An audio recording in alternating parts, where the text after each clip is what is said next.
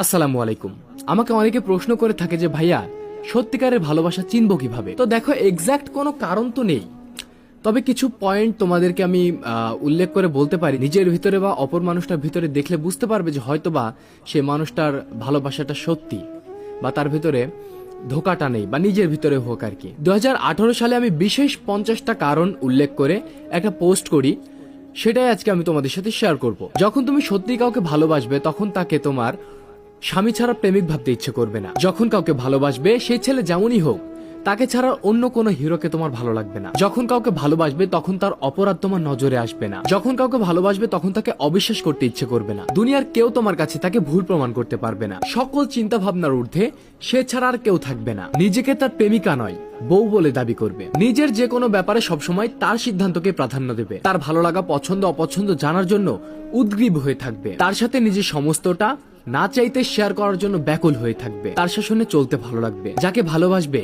তাকে কখনো অন্য কারোর সাথে তুলনা করতে ইচ্ছে করবে না। তাকে কখনো এমন নামে ডাকবে না যে নামে তুমি অন্য কাউকে ডাকো। ভালোবাসার মানুষের কথা শুনতে কখনো বিরক্তি আসবে না। তাকে দেখার জন্য দুচোখ ব্যাকুল হয়ে থাকবে। তার কণ্ঠ একটিবার শোনার জন্য অপেক্ষা করবে তুমি। তাকে কাছে পাওয়ার জন্য অধীর আগ্রহ দেখাবে। তার সাথে সুন্দর কিছু মুহূর্তের সাক্ষী হতে চাইবে। যদি কখনো তোমায় নিয়ে যেতে চায়, এই প্রশ্ন করবে না কোথায় এবং কেন। একটা আদেশ করলে ভুলেও প্রশ্ন করবে না কেন করব, কারণ কি। যার কাছে তুমি নিজেকে সবসময় সত্য রাখতে চাইবে। যে এক গালে চড় মারলে আর একটা গাল পেতে দেওয়া যায়, সেই তোমার ভালোবাসার মানুষ। যার কাছে বারবার হারতে ভালো লাগে, সেই তোমার ভালোবাসার মানুষ। তাকে আঘাত করে নিজেই কাদার নাম ভালোবাসা। বলার আগেই বুঝতে পারাটা ভালোবাসা। যার স্পর্শ কখনো বিরক্তিকর লাগবে না। তাকে ষষ্ঠ ইন্দ্রিয় দিয়ে অনুভব করতে চাইবে। তাকে নিয়ে ভাবলেই ঘর বাঁধার স্বপ্ন সবার আগে মনে জেগে উঠবে। তাকে পেয়ে তোমার নিজেকে পরিপূর্ণ মনে হবে।